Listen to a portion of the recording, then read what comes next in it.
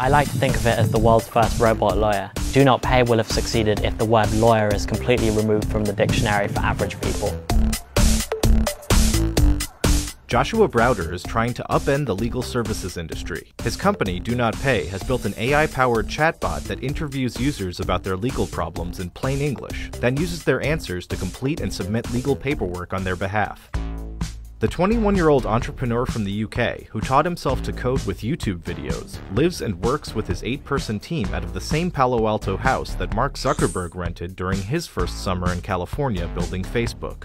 Do Not Pay initially focused on fighting parking tickets, and Browder says it succeeded about half the time, saving users $16 million in fines over its first 3 years. Now, operating on just over $1 million in venture capital funding, the company is extending its legal services to a broad range of issues, all free of charge. There are such fundamental issues where the smallest bit of software can help millions of people. People don't even know which courthouse to go to or what documents to file, and if you can just help with that, then you can solve maybe half the problem. You started with parking tickets because it's a sort of regressive tax on a lot of people that makes the poorest among us pay the most. And in a lot of these cases, people don't even know that they do have some recourse, right? So how do you educate people and how can they find out how you can help them? So for example, for parking tickets, it actually plays a game of 20 questions with you to figure out a legally sound defense. It will ask you, was the parking bay too small or were the signs hard to read? So we're not expecting people to come in knowing what they can do.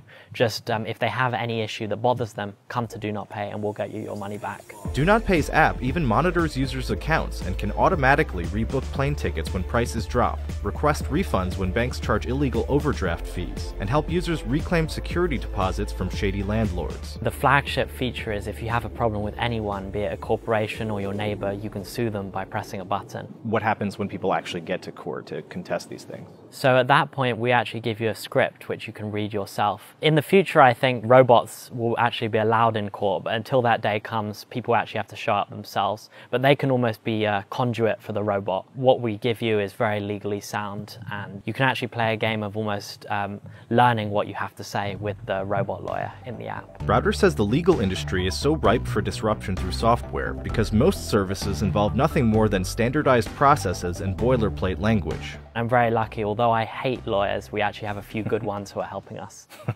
50 states with a bunch of different jurisdictions within them. You cover that entire gamut of different legal structures? Yeah. At the end of the day, lawyers like to make it seem like the law is rocket science, but in reality, the law is society's operating system, and the rules should just be able to be coded without some fancy AI. We have got a bit of it on top, but really it's just a rules-based system. Given that, why are legal services so expensive? Right now, if you're a lawyer, there's no incentive to innovate. Instead, you can just be making millions of dollars a year by charging clients huge amounts of money.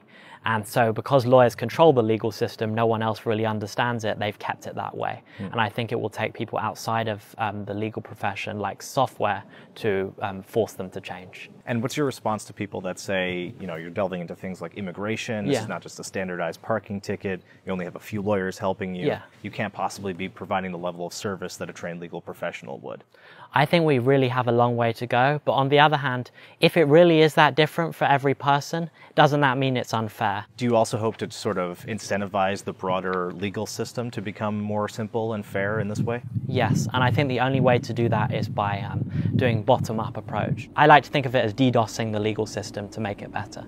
One of the most exciting things we have coming out is something that can get you a DMV appointment in a few days rather than months by phoning up the DMV hundreds of times a day and talking to their automated scheduling system to try and look for a cancellation for you. So this sounds great on my end. It sounds like a nightmare from a bureaucrat's end or a regulator or somebody who works at the DMV. Have you gotten any pushback on any of these initiatives? We think hard about doing it in an ethical way, so we're only talking to their robots, not real human beings holding up the phone lines. And in fact, a lot of governments welcome Do Not Pay. When Do Not Pay parking tickets came to Los Angeles, they said, we love it because people write such gibberish in their appeals that at least Do Not Pay appeals are standardized and well written.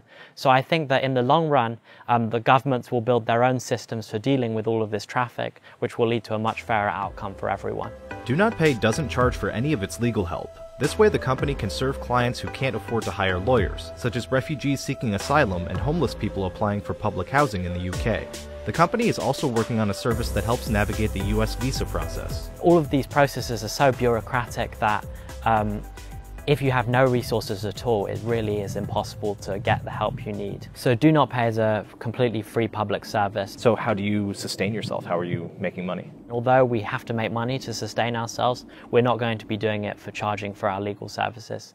Maybe one day we will help so many people, for example, fight airlines, that we will learn how to do an airline ourselves, maybe Do Not Pay Airlines. That's a big example, but we aim to replace the people we're fighting. That's how we'll make money. But I'm not focused on that at the moment because everything is fully automated. We're very cost efficient.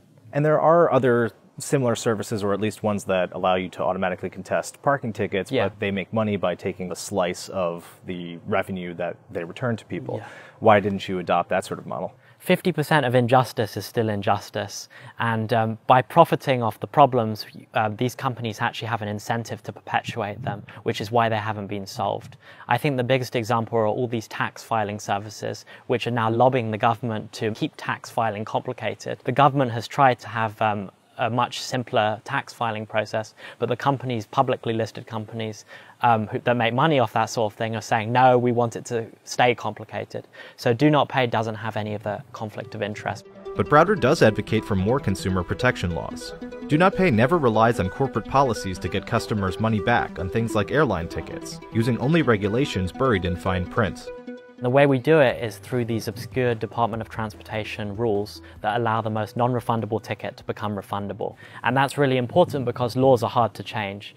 Of course, all these corporations have lobbyists, but it's much harder for them to repeal airline protections than it is for them to just change a customer service policy overnight. Do you feel that these consumer protections are more necessary in the airline industry, or because, like you were saying earlier, a lot of what you do is help people navigate complexity? The complexity usually ends up hurting the less well off because they're not able to fund actually going through it, don't have the time. So in other areas where, like tax preparation, it's better if it's more simplistic. Why is the deregulatory push in the airline space a problem? I'm from the UK, and one of the biggest differences I've noticed between the US and the UK is that in the US, it's the land of the corporation.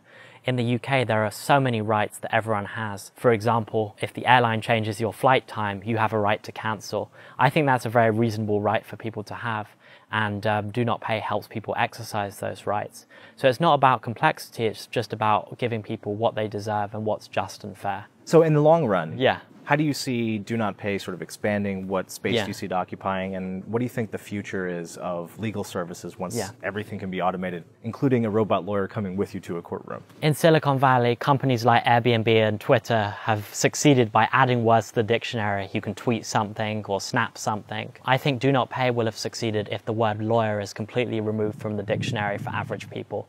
There's a $200 billion legal industry at the moment, and Do Not Pay will hopefully one day make it free for everyone.